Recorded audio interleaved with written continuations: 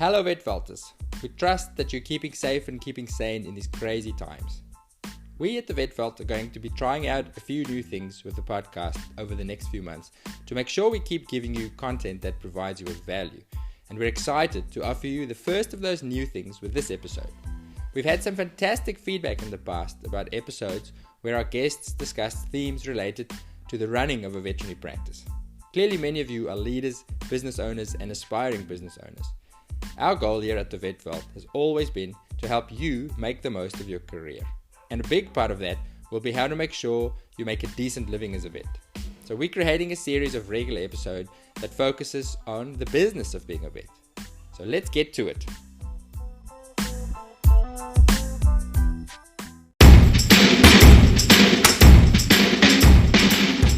Welcome to the Vet Vault Business and Leadership Series with veterinary practice owner and business coach Dr Shibly Mustapha.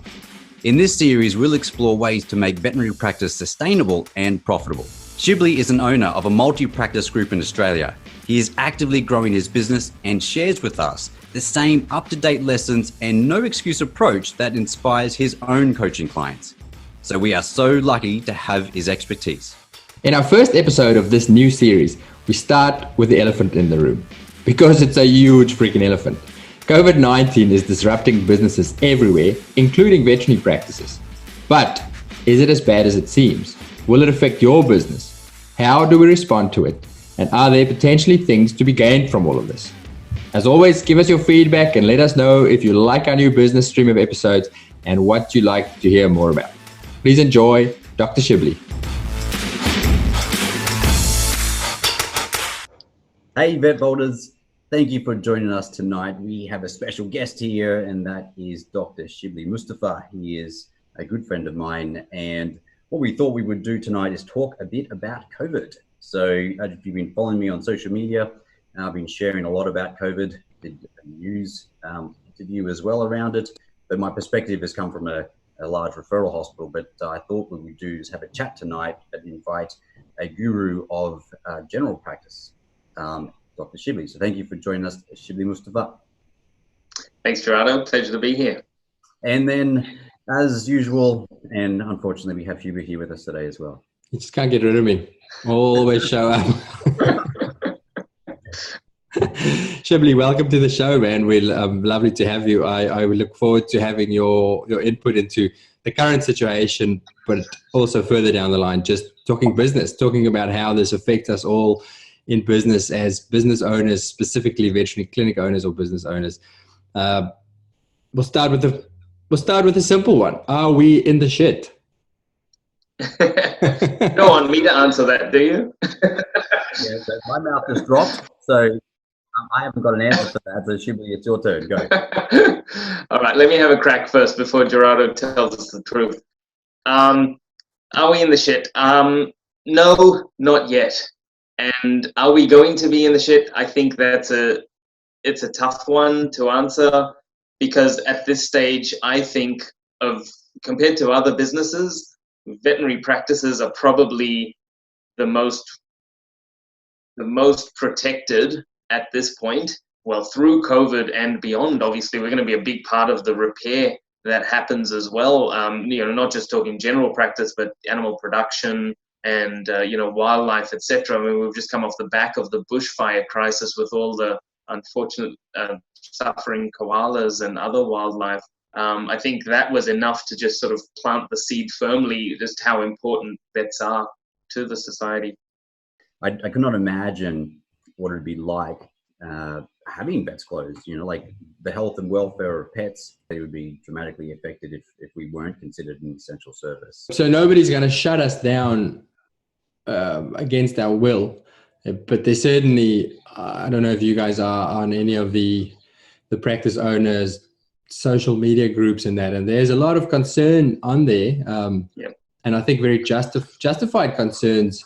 Other than officially being shut down, people are really worried about a potential drop in business when clients are supposed to be isolating and they're not supposed to be going out and about. Are we going to see, so even just your own practice management, does it make sense to get rid of all those non-essential or non-urgent veterinary procedures and that? So is there that risk that you're going to lose a big chunk of your work? And if it is there, how do you respond to that? Yeah, that's a really good question. What classifies essential versus non-essential services? It's such a gray area, because you could say things like, oh, look, vaccines are non-essentials.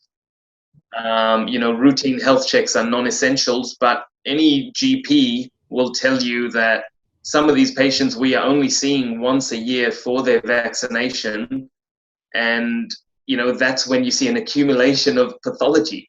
You're seeing the lumps that have been there, the ear infection that is on and off, the this and the that, all these things that people have conveniently accumulated and saved up until their annual health check. And if we are now saying, hey, look, that annual health check thing, that's not essential, just wait, there's going to be a lot of pathology in our animal community that's left untreated. And unfortunately, we can't rely on, a lot of pet owners to identify these things. Like, they often get it wrong. They phone up saying it's this clinical sign, and when they walk into your consult room, it's something completely different. So I think that's a really difficult one to say what's essential and what's not. But I understand as well the other side of the coin, where some vets have taken a firm stand to say, look, we've got to just lighten the load, because we can't have that much traffic coming into our clinic. Especially, like, you could argue, okay, a dog castration, does it need to be castrated or not? Well, hey, keep your dog locked up, be a responsible pet owner, and then you can wait. That's quite clear as to what you can do. But I think, that's my take on things. And how can people respond? So let's say, I feel a little bit isolated. I hope I don't swallow these words. But as an emergency clinic owner, I feel like, well, everything by definition that we see is urgent. But I'm attached to a GP practice, and I worked in one for 15 years before starting emergency. So even if you take away 30% of your work, so 30% drop in revenue with a 20% profit margin is a big deal. Are you doing anything in your practices to insulate against that, or do you trust that revenue is going to stay constant? Are you cutting costs? Are you changing things to make the books balance? Yeah, I'll let Gerardo answer first. He's got a whole list. I know he's just dying to get it out. No. Actually, it's incredibly uncertain. Like, we are, even as an emergency hospital, right? And now we'd be classified as essential service.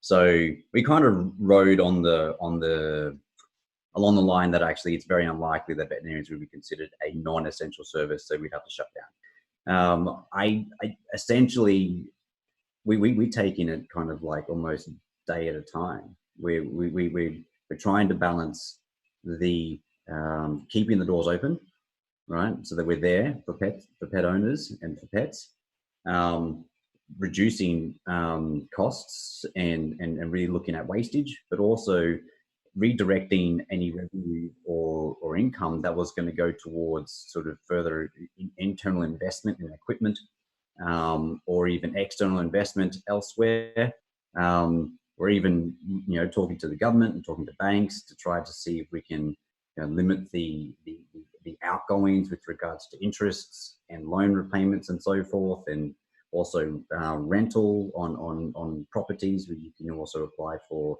some kind of assistance there as well. So we're kind of looking everywhere to try to make sure that we can survive this, even despite the fact that we know that pets will still come down when COVID strikes. And it started, but well, it's March now, it's almost the end of April. In southeast Queensland, the peak, like if you look at the math and based on what the human hospitals are basing it on, we got a month. We have 1 month, and then we hit our peak numbers, and no idea what the actual landscape's going to look like in 4 weeks' time. So we're kind of in crisis mode. Wow. I'm glad I don't work for you. Things are really different in my practices. For more reason than one, Shibly, so many reasons. Oh, it's completely different over my side. It's like the sun's shining, it's blue skies, it's amazing.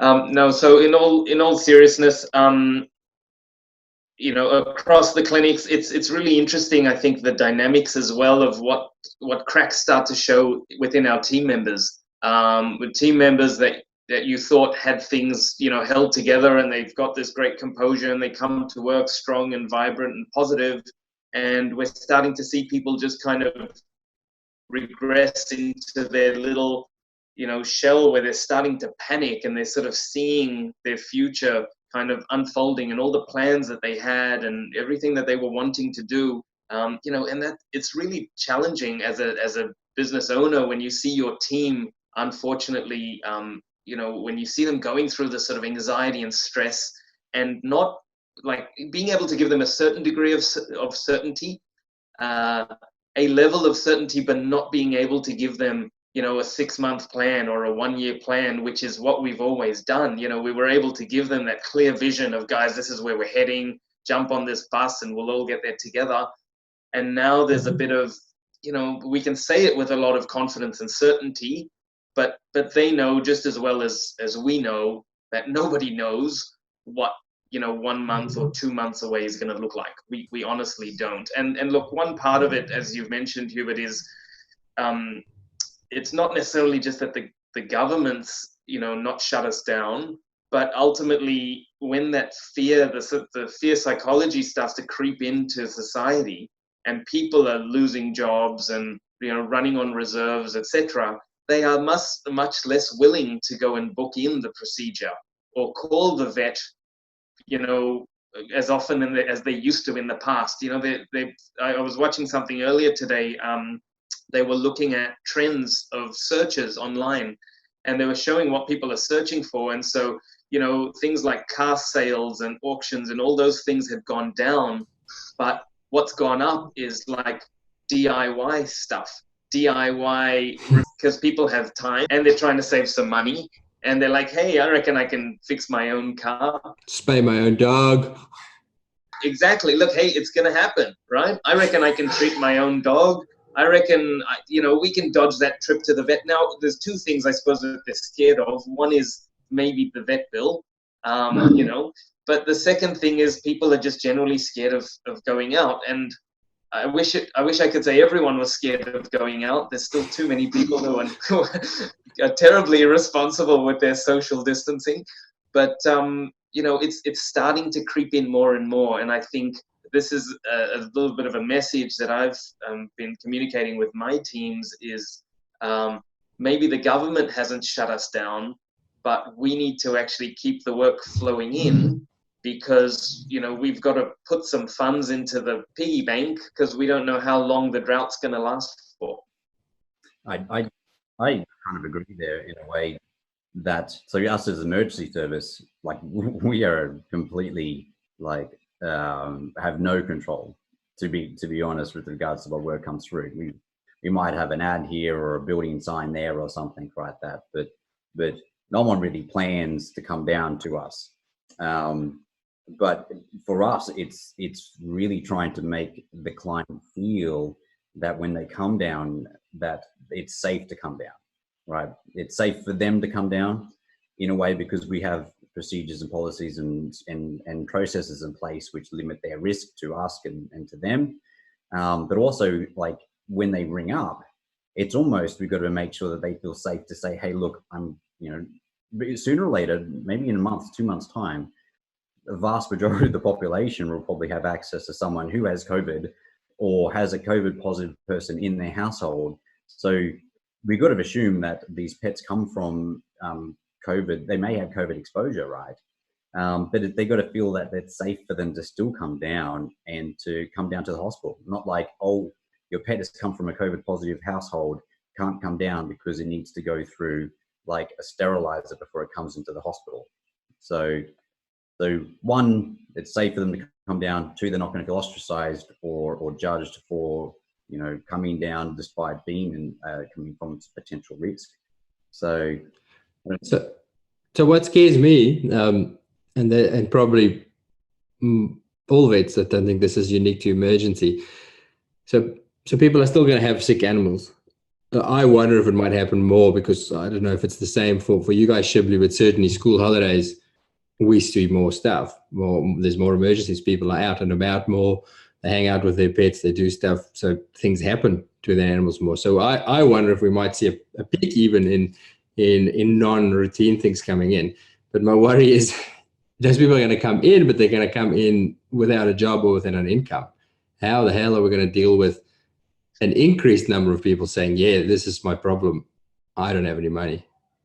Yeah, and look, that's an issue that already has caused so much problem within our industry, where vets are like the meat in the sandwich, where on the one hand you've got this pet in front of you, your patient that your heart is pouring out to, and you know you can help them if you could only give them this life-saving drug or treatment or procedure. And on the other hand, you've got this pet parent, pet owner who just physically, even if they wanted to, they don't have the funds. And you know that. You know they're not just being difficult. You know that they've literally lost their job. Their wife's lost her job as well, and they're running on petrol fumes, like, really hard. And it's gonna hit us even more as vets. And I think it's gonna really rock that sense of self-worth. And we're going to do a lot more mercy billing. We're going to do a lot more sneaky x-rays and sneaky this and sneaky that and discounting. And unfortunately, we're going to, fortunately or unfortunately, we're going to be offering charity from right from within our consulting rooms, and it might be at our own detriment. We're going to potentially become these martyrs who are just feeling sorry for everybody. And then if we're not bringing that into our business model, then we're the ones who are ultimately going to suffer as well. And not just us suffer, but if we go down, then all those thousands of patients that we were supporting while we were still a business that was in the black, what do you do now when you have to shut your doors and walk away? Where do all those animals go? So if you say, if we don't bring that into our business model, what do you mean by bringing it into your business model? I mean, if we don't value ourselves and charge accordingly, because sometimes we think, oh, it's just $10 here, or it's usually not $10. Like, there's very little that costs $10 anymore in the veterinary world. It's $100 here, or it's $150 there. It was just a microscope slide, or those x-rays don't cost anything. It's really easy for us to justify discounts in our head. But when you add them up across 1,000 clients or 5,000 clients across several months, that amounts to literally tens of thousands, if not hundreds of thousands, depending on the size of your practice. And it's not just revenue, that's actually profit.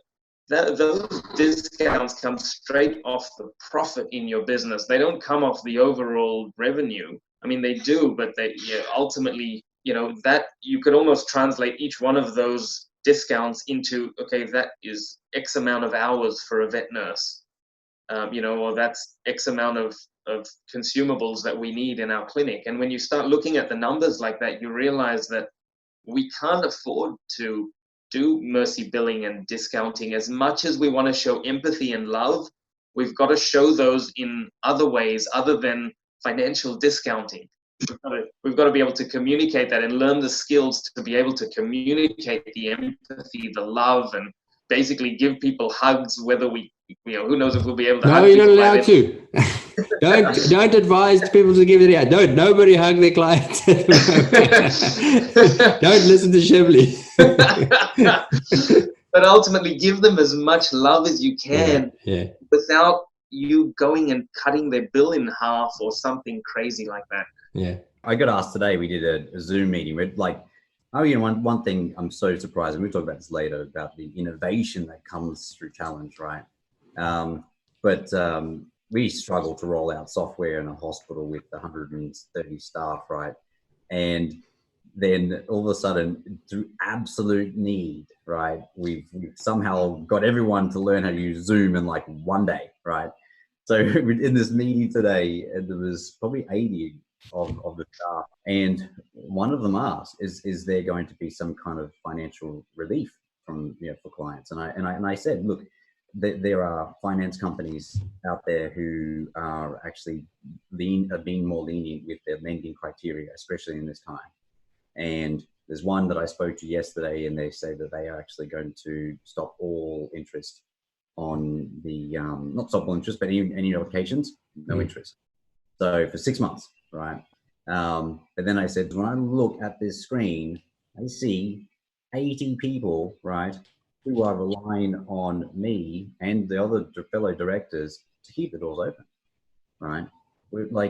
So in terms of hierarchy of importance for me, I look at the screen and go, your income, right, is important to me. So to be honest, there's not going to be discounting. If anything, it's going to cost us more to run a business during this time. Like the amount of like disinfectants we use, the time it takes to wipe down a hospital, right? It's incredible. We need to be here for public. We need to be here for pets.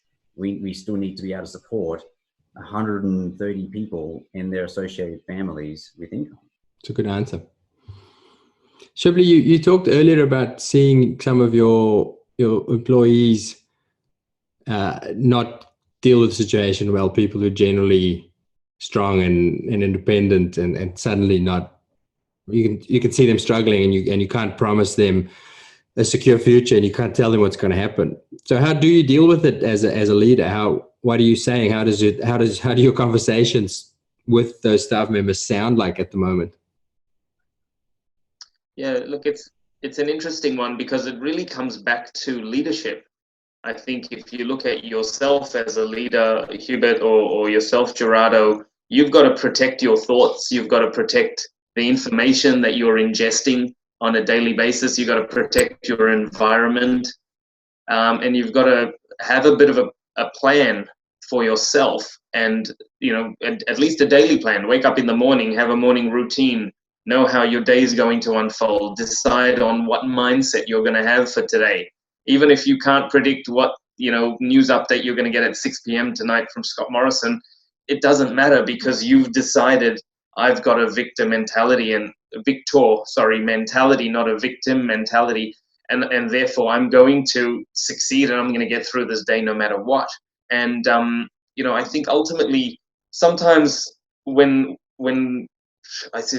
like when I'm sort of cocooned in my home office and only exposed to the things that I choose to be exposed to, I can have a very different outlook to somebody who lives in a family of 5 people and gets most of their information through social media. So I think a big part of dealing with that is first sort of going, guys, let's just look at the facts. What are the facts? I mean, one of the most recent freakouts that I had was someone really concerned that pets were carriers. I mean, that will just completely demolish your vet clinic. If we just entertain the thought that, hey, a pet is a carrier of COVID, therefore I'm not going to allow any consultations through the door. I'm not going to want to come to work, all of those things. And that unfortunately comes from misinformation, or I suppose over-interpretation of the facts. And the other thing that we're seeing as well is people who were rational and generally dealt with things in a very logical way, when fear kicks in, there's a lot of irrationality, and people can't see the facts. I mean, we've had some clients, thankfully not many, but we've had like 1 or 2 clients just completely lose it. And it's interesting because there's a polarity. You've got some clients who are completely flexible, and they will put up with anything and tolerate anything now because everyone's just being a human and respectful of each other. And other people who are just like still in their little zone and freaking out. But I think what's important for us as leaders is to help our team, to equip them with the tools that they need, such as helping them establish those routines, those little things, teaching them elements of mindfulness, teaching them to protect their environment and what's influencing them on a daily basis, observing those things, gratitude journals. And one of the things we did with our team was we just sent out a gratitude message and was like, hey, just post what you're grateful about today. And it just went on. The thread was great because every time someone added a gratitude, like people just got reminded that, yeah, we need to be grateful. We need to be grateful. We need to be grateful. So there's these little things that I find we have to really physically implant into our businesses and into our teams to be able to help them cope through all the crises that they're going through, the mental stuff and the financial stuff as well. That's excellent. How do you do that? What does it look like practically? Are you on Zoom? Have you got social chats? How do you spread this positivity and get this message out to your team? Yeah, look, so a few things that I suppose one of the things that we implemented a little while ago, we've got WhatsApp messaging happening across the team. I know some teams are using Slack or Facebook Messenger and other groups, but ultimately it's, having the team on one group where, and you've got to have some rules there, some ground rules, like no negativity on this group. Like if you've got something positive, you can share it. If it's something negative or you need to tell somebody off, you take that offline, you go one-on-one and you have that conversation. So that's like a core rule. Otherwise it can just completely go the other way. But ultimately, we do things like daily shout outs. So at the end of the day or during the day, if someone's done something good to you, just give them a thank you, give them a virtual thank you and a high five. And then because it goes through the team, then it kind of triggers everyone. I think we need to be reminded about these things because our instinctive nature is to focus on the negative. Our instinctive mode is to go into survival and just see the danger and run away from that. We're not thinking about all the good stuff that's going on right now. And so, especially at the end of a long day when you had like a crazy shift and everyone's just like kind of hating everything and they're just exhausted and want to go drink a big bottle of wine, just to receive some shout outs at night and go, hey, you know what, that thing you did was awesome and thanks so much. So there's the shout outs. We used to have a gratitude. I say used to, pre-COVID, we used to have a little gratitude book on the front desk that everyone had to just write in one gratitude on their way into work. And we put a sign up for the clients as well. And we said, what are you grateful for today? And it was awesome because the clients now, even before they come in and interact with us, they're going, geez, what am I grateful for? And it would immediately just shift their whole energy walking into our business, where a lot of our clients, unfortunately, they come in stressed, they're anxious, they've been worrying about their pet, they've just had to have a half an hour car ride with the cat meowing the whole way and the car smelling like cat poo, like it's stressful. It's super stressful. And then to be able to walk into the clinic and like, oh, you guys are calm, you're relaxed, you're grateful. It's just a completely different energy. And I think especially now through COVID, we need to be that sort of certainty and show that leadership within our communities, because there's a lot of people who are freaking out right now, especially business owners. And, we can be that pillar of strength for them if we choose to. When you talked about the three things, because I wrote down this before you start talking, you actually touched on all three with regards to leadership and what people are looking for. They're looking for certainty, community, and a chief, right? And certainty is hard in these uncertain times, but even in a consult, actually, when you're like, sometimes people think, I don't know what to do here with this dog that's kind of like has these non-specific clinical signs. Then I'm like how can you get certainty in uncertainty? It's actually, I'm certain that we need to actually start investigating. You can be sometimes like, I am uncertain actually whether or not the plan we're going to roll out now is actually going to work, but I am certain that we need to do this. So I'm certain that I have a plan if that doesn't work. Yeah, well, it's like, I'm certain that we need to make a change, whatever it is. Like I get what we roll out might change and might have to be adapted, but I am certain that we need to do this. Like, so you can have certainty in the fact that you need to do something, but community is really important. Totally. One of the biggest things that I found, because I struggled rallying teams in the past, and I'm not saying I'm a pro or anything like that, but I do believe that you need to rally your teams and create community within your own team. And one thing I try to do is always call upon their greatness. Like a team has a moment of triumph, they just forget they have these moments. But then if you as a leader actually remember those moments Remember the moments when they tackled that difficult surgery, the moment where they brought a clinic back from the brink of bankruptcy or something. So rally them around a moment of greatness so they feel the sense of community again. And then together, then they actually feel like as if they can tackle this moving forward. And the thing I did recently with the vets, and I'm not saying like this isn't for nurses as well, but I had a clear conversation with them and said, look, like inadvertently, in the position you are as a veterinarian, you are the person that people will go to, the client care representative, the receptionist, the nurse. They'll come to you for figuring stuff out. So you were put in a leadership position, whether or not you were taught at uni or not. Right now, you get to role model the way. You get to step up and role model. And when you decide you're going to role model the way, you will step into a next version of you, whatever that is. But it's better than probably what you are now. And be mindful that in this time of crisis now, people are going to be looking for you for how to act, how to respond, what the attitude's got to be, the tone, the culture, and so forth. And since saying that, I've had several vets on the team kind of just share these moments where they've kind of stepped up, and you can see it in our Slack group where they've kind of stepped up and started to role model. And you know what, the most exciting thing about COVID is that because out of COVID is innovation, and the next leaders of the future in your hospitals, the people who've survived through, pushed through, innovated in your practice, who have stepped up to the plate, right? You know, they've rised, and that's their moment of greatness. They are now going to be your next practice manager, your next senior veterinarian, right? This is the kind of proving ground. This is the crucible out of which the leaders are going to be forged for the next 6 months, 2 years, 10 years to come.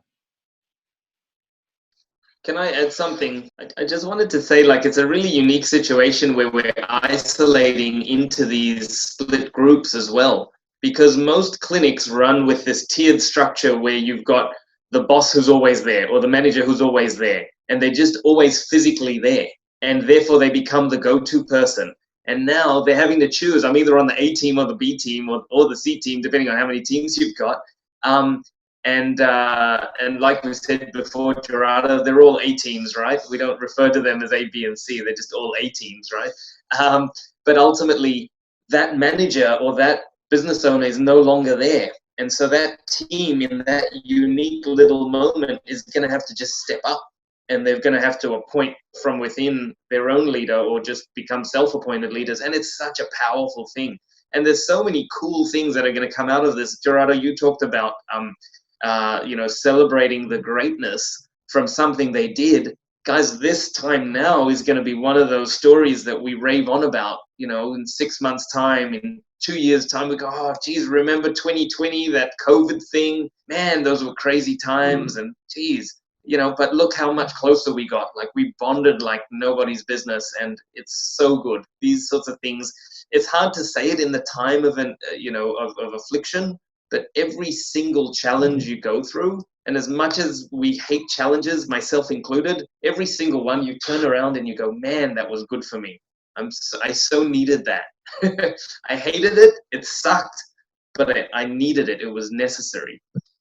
Right, and like I was just talking today, I was like, we got to be innovative, we got to be resourceful, we got to be agile, and you just got to think about MacGyver. MacGyver was awesome, right? He could do so much with the duct tape, and then in front of like 80 people, they were like, "Who's MacGyver?" That's tragic.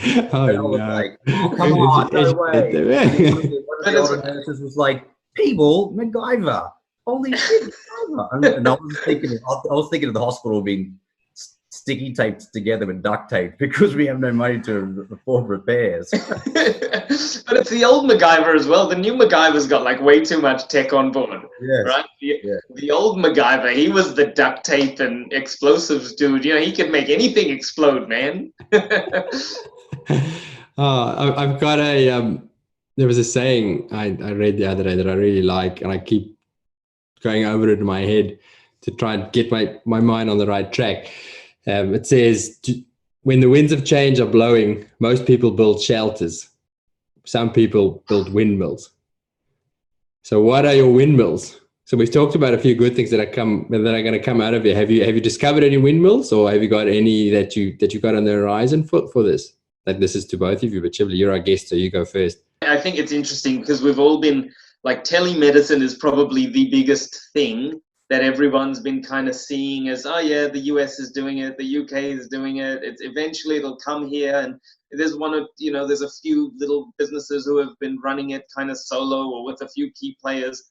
And again, people are kind of exploring apps, and it's just like Gerard said before, like when there's necessity, shit just happens, man, and it happens fast, and like overnight, like all of these little apps are propping up, and app developers are fast tracking things, and suddenly these amazing complex apps that we were creating are just being like ripped down to bare bones and being put out there. So all of this stuff is happening, and I think to answer your question about the windmill, I think we're all, the key word pivot. We're all pivoting, and I think the faster we do that right now, the better. And would we come back? And there's some funny things where people are like, they're saying, oh, I kind of like this consulting outdoors thing, and maybe after this whole COVID thing's gone, maybe we can still continue to consult outdoors, or not have clients in our consulting rooms, or all of these things, which are kind of, if we do look at the silver lining of it, there's some pretty cool things. And like, one of the things that I like about it in general practice, and although I haven't had to be in general practice much, through this COVID thing, thankfully I'm more in the office now. But part of it is it kind of it brings people back to that emergency mode. Well, what I used to love, and you guys will appreciate this in emergency, like people walk in, they need something, they make a quick decision. It's either a yes or a no, and then they're gone. And it's they're making big decisions for, maybe spending $2,000, $5,000, and there's massive trust, built in that very short, period of time. And then you whisk their dog away or cat, and you perform this magic, and you come back after X amount of hours, and look, we've fixed it, and all those gashes are now put back together, and the leg's no longer hanging off, or whatever it is that you've done. And it's this massive, it's this swing from, oh my God, what's going on? How are we going to get through this? To, oh, you're a superhero. You're amazing. I love you guys. Now, that's what you get when you work in emergency, right? You don't always get that in GP land. Unfortunately, you get a lot of people going, I don't know, I want a second opinion, and I'm going to wait and talk to my husband who knows absolutely nothing about dogs. First, all those sorts of things you get, where I find now in this situation, it's kind of like, hey, give me the info you need, now give me your dog, and now I will be back with the information that I need to pass on to you, and you will pay the bill. And our clients are being trained into that, which is really cool. They're being trained to respect our authority, respect our space, respect our charges, and I think there's just heaps of benefits within there. I hope that answers your question, Ruben. It does. I worry a little bit about, because I can see there's a lot of vets excited about this whole new shift in the dynamic between clients and us. I'm a big proponent of, it certainly works for me in consultation, is to achieve those things you talk about, quickly gaining trust, and that is that personal relationship, that relationship building thing. It might just be my age. I struggle to do that, not one-to-one, not in person. Maybe the younger generation are so used to it that they could create that same connection digitally. I am open-minded. I'll see what happens and see what it turns out. But I've got some concerns over that particular topic. But again, that might just be me being a dinosaur. I'd love to be wrong. I think that you would surely, mate. We've been podcasting. How many podcast episodes have you been? I was going to say 4 or 25 or something. And then you're saying you can't talk in a way over a podcast where you're varying your voice and then talking about things and learning how to vary your voice and tone and pitch and speed to then communicate in a way where they can almost see what you're saying, but you're actually not even in the room. You make a very good point. I was actually, our very first episode, with Louisa. We did it late at night, and I was new to. Well, I've obviously done family phone calls on Skype and that, but I was shocked how intimate that conversation was. Within 20 minutes, I forgot that we were sitting over the internet and not sitting on the couch with Louisa. So you're right. Actually, that is a good point. Maybe I will. I hope that I will learn from this, and we can still create those connections. I think that we got to maybe, this is actually something I didn't even consider even thinking about, but it's what I take for granted. And I think now that I do it deliberately, is that if I am having, because, okay, let's say if we're having difficulty explaining as to what we need to do with a particular client over the phone due to either a breakdown in trust or something like that, I'm the kind of person who then has to go on the phone and to rebuild that, and then to say, hey, look, the only option's this, and it's going to cost 5,000, right? I find that you've got to be quite deliberate around your tone and your pace, and also around, like, you smile, okay? And if you're sad, feel sad. Like, it's almost like you've got to amplify your emotions through your voice, so that when you are doing a phone consultation, you're not there kind of having the phone against your head and leaning into it and thinking, oh my God, I feel like a coffee right now. This is the most, but you know, we need to do a surgery to save your dog's life, and it's going to cost $5,000. You know, you're going to get no compliance if you sound like as if you'd rather, I don't know, be clipping your nails with nail clippers. So I think there will be an art. There would be an art to connecting with clients without them being in front of you. And we'll learn that real quick smart. And Gerardo will teach the rest of us how to master the Zoom consultation. The voice only, mate. So because so are you guys using voice only or video? We tried. Actually, you go first, Shibly, because our little bitty trial on Zoom was a little bit kind of hectic. So yeah, look, I think, you know, we're going to cover all sorts of problems like congestion and data and bandwidth and, you know, all sorts of issues there, and people just generally not managing the tech, but human issues. But ultimately, I'm kind of excited about it, because how many times have you tried to explain to someone what's happening with their dog over the phone? Like, one of the things that we were actually thinking about, and you talk about, like, we were joking about IP earlier, and I was like, before this all happened, I was telling my team, guys, you know those phone calls where mid-dental we have to call the client and say, hey, you know what, there's another 60 here, and that's another $1,000.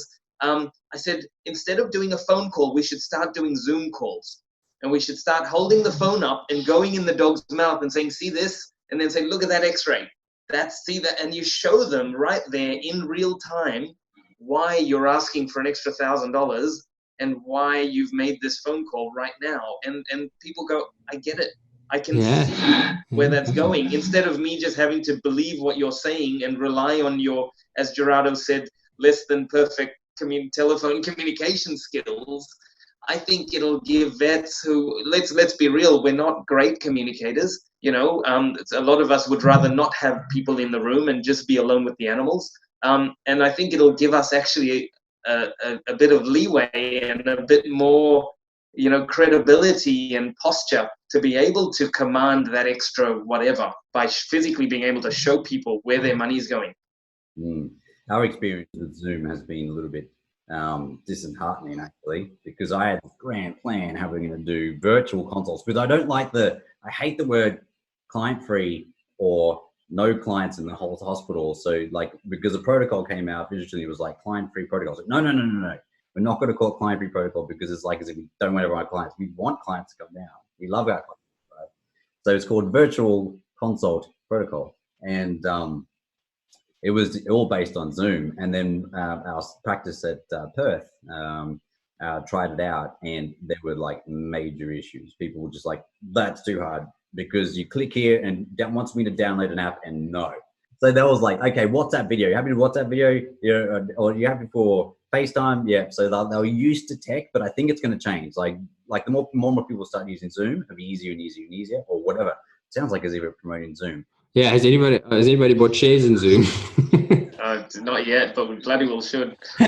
I think, yeah, it exactly what Shibly is just said there. We will have the ability later, after all this, to be able to demonstrate the value in a way we've never been able to before. Exciting times. I feel better. Boys, this was supposed to be a short episode. This is amazing. I'm learning so much. Even if not a single person listens to this, you've got one person who's learned from it. Shibly, thank you so much for your time. We are going to make this a regular thing. We still have to think of a name for your slot, but I look forward to having you back. Thank you for your time. Been an absolute pleasure. Thanks, Hubert. I've learned heaps too. So that's 2 people who have learned from this podcast so far. That's 100% improvement. Thanks, guys. Have a good night. We'll catch up soon.